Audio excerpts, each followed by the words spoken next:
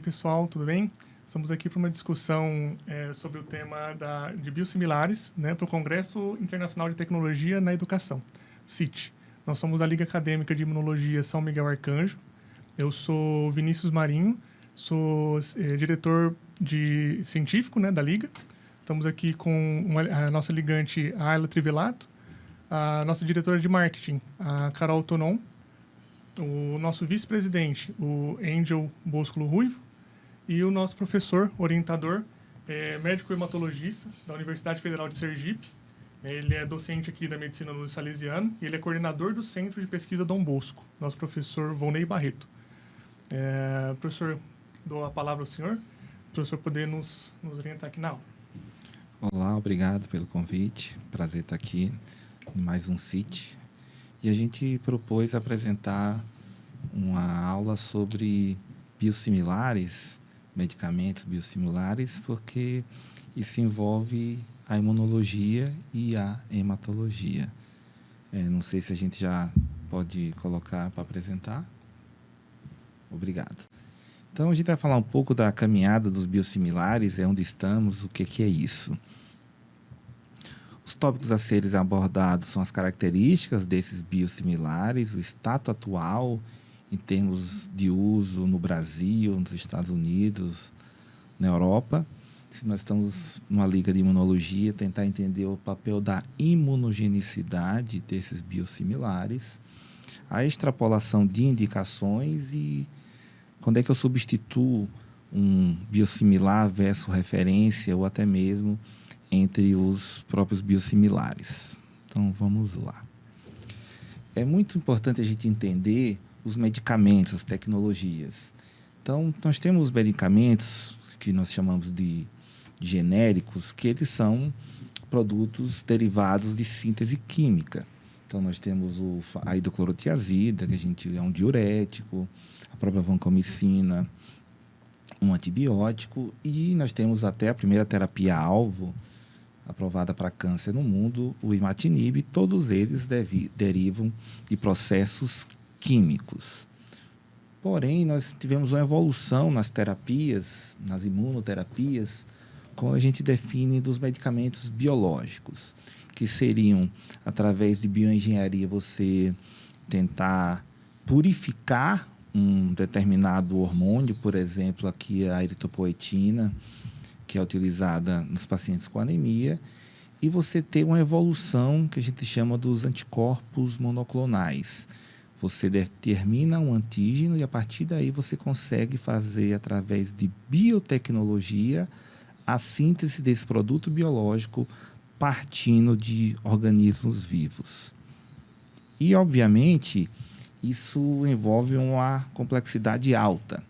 Nós dizemos que, inclusive, a produção de imunobiológicos, imunoterapias, terapias imunes, ela é de uma complexidade, poderíamos dizer, uma construção de um avião versus a síntese química, que eu mostrei, por exemplo, da hidroclorotiazida, que seria a construção, fazer um Fusca.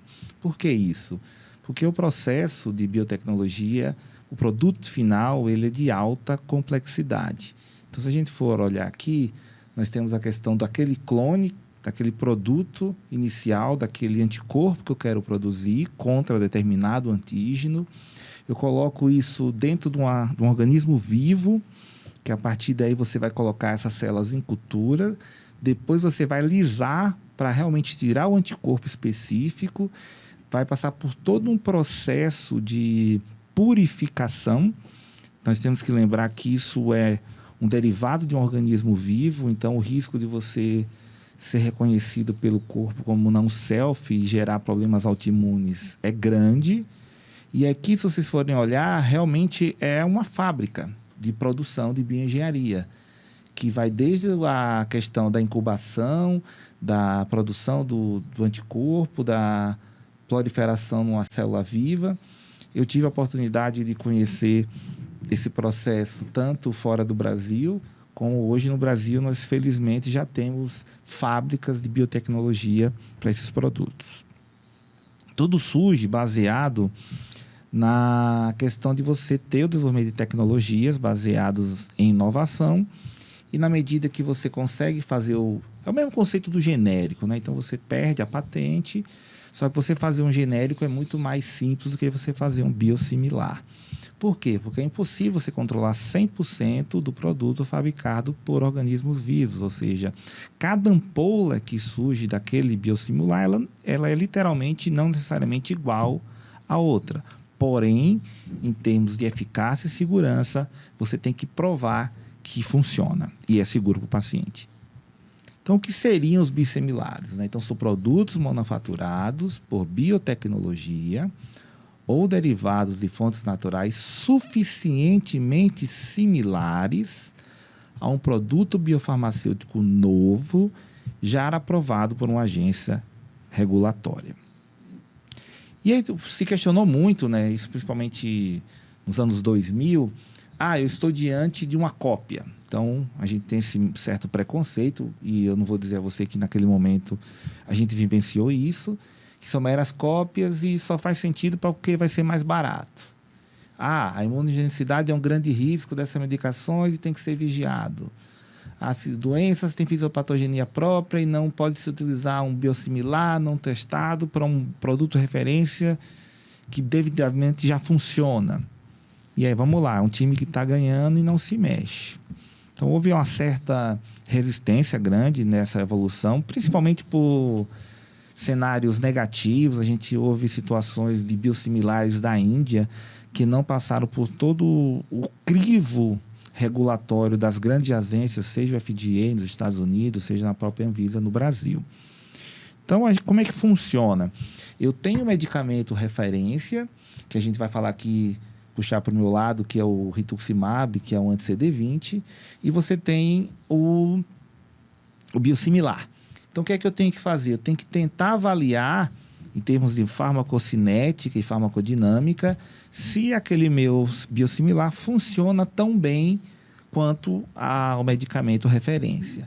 Então, se vocês olharem aqui do meio, a gente tem a questão da quantidade de ligação ao CD20 da célula cancerosa, que isso é para os linfomas. E aqui embaixo a gente consegue ver, não sei se está tão claro, mas o mais azulzinho é o biosimilar e o vermelhinho é a referência, mostrando o perfil de que se a célula do câncer é CD20, na medida que eu ligo e destruo, eu vou ter uma depressão. Se essa depressão, tanto CD20 quanto CD40, é suficientemente comparável à referência. Então, é assim que funciona, né? A gente trabalha com pesquisa clínica, então a gente tem todas as fases dos estudos clínicos para aprovação no mundo. Então, nós temos a questão do medicamento inovador, é aquele que tem patente, e depois que ele já está no mercado, a gente pode tentar fazer o biosimilar. Por outro lado, eu não vou chegar desde a parte analítica, eu já vou para os estudos em animais seguido dos estudos fase 3, mas eu preciso performar um estudo fase 3 com aquele biosimilar para pelo menos mostrar não inferioridade. Então, esse é um estudo, por exemplo, o GP 2003, é o biosimilar anti-CD20 da Sandoz, que é uma farmacêutica que trabalhou, e ele foi comparar com o RCVP. O R é o rituximab, é o Mabtera, da marca referência, da Roche, inclusive.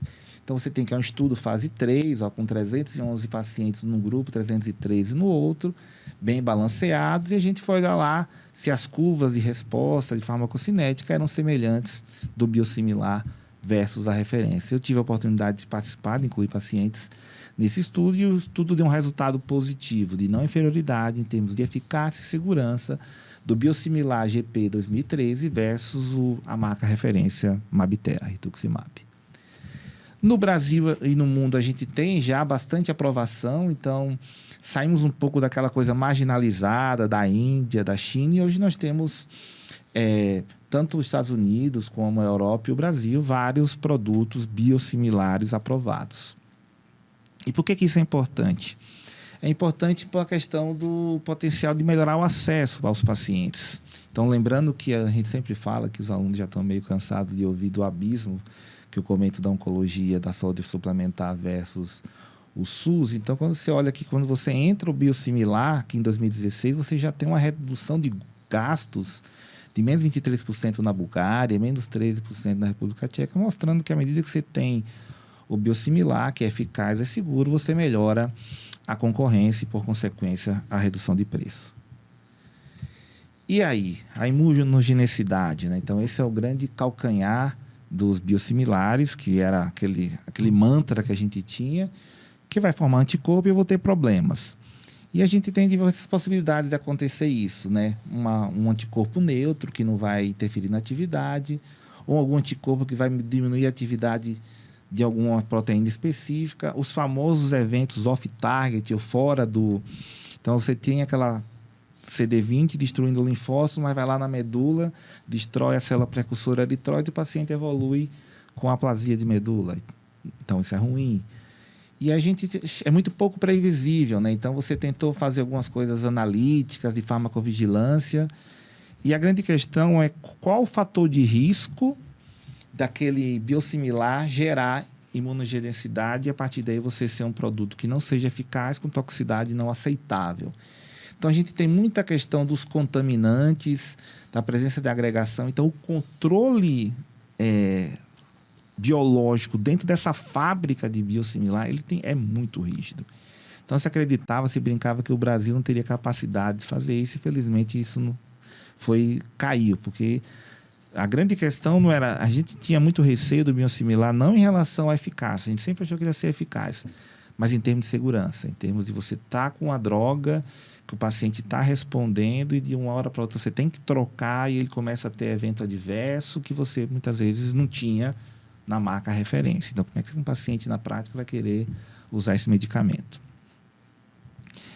Então, a gente tem a questão só trazer alguns dados de estudos fase 3. Por exemplo, o infliximab, ele é um imunobiológico, anti-TNF-alfa, que ele é utilizado, por exemplo, na artrite reumatoide. Então, a gente vê o CTP-300, que é o biosimilar, versus o infliximab, que é a marca, 25,4% de imunogenicidade versus 25,8%. Você vê que são muito semelhantes, não é?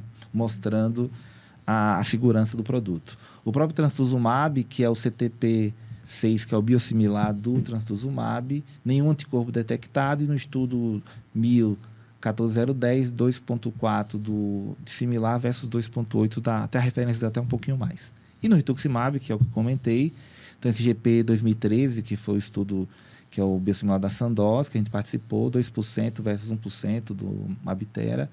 O CTP-10, se eu não me engano, é da Libs, 4% versus 3%, mostrando realmente que, em termos de imunogenicidade, com esses produtos fabricados com estudo fase 3, mostrando a segurança. E até eu vou colocar para vocês que hoje no SUS a gente tem basicamente biosimilares como anti-CD20, tanto para câncer, linfoma, como também para as doenças autoimunes. E o segundo tópico que é relevante é a extrapolação de indicação. Se eu fiz um estudo, por exemplo, que a gente participou aqui, o RT-XM83 para difuso e o GP 2013 para linfoma, então esse biosimilar que trabalhou para difuso eu posso usar no folicular e vice-versa. O que se acredita hoje que sim, que você pode ter algumas extrapolações, mas não para todos os subtipos. Alguns subtipos de perfil fisiopatogênico diferente, seria obrigado a você fazer um estudo fase 3 para provar que é seguro e eficaz e não fazer essa extrapolação. Acho que a gente está já finalizando. Outro detalhe muito relevante é a questão da intercambiabilidade, ou seja, eu estou falando para você que o produto é diferente do outro. O paciente já está indo bem, mas nós sabemos que, por exemplo, no SUS, há uma licitação, ganha o produto A. Aí tem outra licitação e ganha o produto B. Como é que vai acontecer essa troca, essa substituição? Então, a gente tem uma regra, né, que a prática médica, a troca de um medicamento por outro, seja equivalente a determinado cenário clínico e tem que ser o consentimento do paciente e do prescritor. Quando esses remédios são intercambiáveis, você pode substituir sem até mesmo a necessidade de consultar. Só que o que é que acontece? Você tem que ter uma política rígida de farmacovigilância. Ou seja, eu tenho que tentar identificar se aquele produto que foi trocado houve ou evento de perda de resposta versus a segurança e toxicidade. É o que eu falo, por exemplo, do genérico do Xarelto, que é a rivaroxabana, que é um anticoagulante direto. Então, os iniciais de marcas não renomadas, houve uma diferença de eficácia. Hoje a gente tem segurança e usar o genérico Mas pensa e extrapola isso para o biosimilar, que tem imunogenicidade, é um produto que tem diferença entre o próprio produto que se faz. Acho que só para finalizar, então a gente tem toda uma questão de regramento das agências regulatórias. Então é muito interessante você falar que não é que eu não vou usar. Use desde que seja seguro e eficaz e na medicina baseada em evidências. Então a Visa nossa fala que tem as políticas do Ministério, tem a avaliação do acompanhamento do médico. Então vocês futuros médicos têm que entender que quando você prescreve um medicamento, você também é responsável pela farmacovigilância e que tudo isso deve ser reportado para a Anvisa, até mesmo para, de repente, algum lote que haja algum tipo de intercorrência seja bloqueado e não prejudique a segurança do nosso paciente. Acho que é isso. Espero que tenha sido não sido tão complicado. E vamos abrir agora para perguntas. Né? Doutor, quais são os principais benefícios clínicos que o uso de biosimilares pode trazer tanto para os pacientes quanto para os sistemas de saúde? É o benefício do acesso, né? De você expandir o acesso de medicamentos cujo medicamento referência é um alto valor, né? Então você traz a possibilidade de ser custo efetivo e de você ser isso incorporado no SUS e até mesmo para a saúde suplementar. Então hoje nós temos na artrite reumatoide, por exemplo, nas doenças reumatológicas, acho que mais de 10 biosimilares disponíveis no SUS, que se não houvesse essa evolução de tecnologia, a gente não teria para os nossos pacientes. Professor, eu tenho a minha formação inicial em farmácia, né? Então, como farmacêutico, por um tempo, eu percebi uma grande mudança quando teve a inserção dos genéricos, né, na rede farmacêutica, não só no barateamento, mas como no acesso, né, aos pacientes. E eu queria perguntar ao professor se o professor arriscaria uma estimativa, assim, não só em custo, mas em tempo. O professor acha que isso é uma coisa assim, esse barateamento de custo de terapias, né, de imunoterapias, é uma coisa que pode ser recente ou uma coisa que talvez demore um tempo ainda?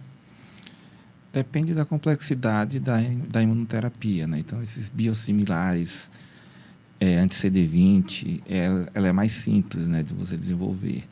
Agora, quando a gente pensa em terapia celular, anticorpos biespecíficos, você acaba tendo a produção de 2 antígenos, um para o CD3 e outro para antígeno do câncer ou de alguma doença imune. Eu acredito que você vai demorar mais tempo, porque tem patentes, né? Então você tem que... É muito engraçado que o biosimilar, você tem que saber a patente da célula mamária do rato X, que é o que amplifica, né? Então, muitas vezes, isso, até você ter a quebra de patente, é mais difícil você conseguir desenvolver. Tá. E, doutor, na sua experiência como médico hematologista, como os biosimilares têm de impacto no tratamento das doenças hematológicas? Impacto muito grande, né? Então, a gente melhorou o acesso. Então, hoje, a gente tem no SUS essa tecnologia de biosimilar para CD20. E também houve muito uma mudança de perspectiva do médico prescritor. Então, a gente tinha uma certa resistência muito grande e que hoje a gente sabe que funciona, que é seguro, mas sempre ficar de olho em termos de farmacovigilância. Obrigada. Doutor, qual que seria a perspectiva para o futuro do tratamento das doenças tanto hematológicas quanto oncológicas com a introdução dos biosimilares? O senhor acha que, mudaria esse dogma que a gente tem de serem doenças de difícil tratamento, com maior acesso dos doentes, dos pacientes? Já está mudando, né? Acho que eu já tive a oportunidade de vivenciar isso. Acho que vocês até quando se formarem, a depender da área que for atuar, já está mudando. Só que o Brasil, inclusive, na questão da terapia celular, tem projetos específicos para tentar produzir, que a gente chama de in-house, né? Para não necessitar você mesmo fazer a questão translacional e não esperar a quebra de uma patente para aí você ter os dados e poder fazer. Mas acho que veio para agregar, veio para somar, não é excludente. O fato de você ter o biosimilar não a verdade que eu faço pesquisa clínica, os estudos em biosimilares ele tinha um preconceito grande. Eu, no meu centro, eu não quero fazer estudo de biosimilares, só quero fazer estudo de nova tecnologia. Mas hoje você vê que não, você vê que é relevante tanto quanto, o custo é menor, tanto para o desenvolvimento quanto para a aplicabilidade. E, óbvio, os inovadores vão ter sempre abrir o caminho, né? Mas depois vem as outras coisas e abre o acesso. Perfeito. A gente agradece, então, né, a presença do professor, todo esse conteúdo, né, essa aula para nós. Agradeço também a presença dos nossos integrantes da Liga e agradecemos a atenção de todos. Muito obrigado. Ficamos por aqui.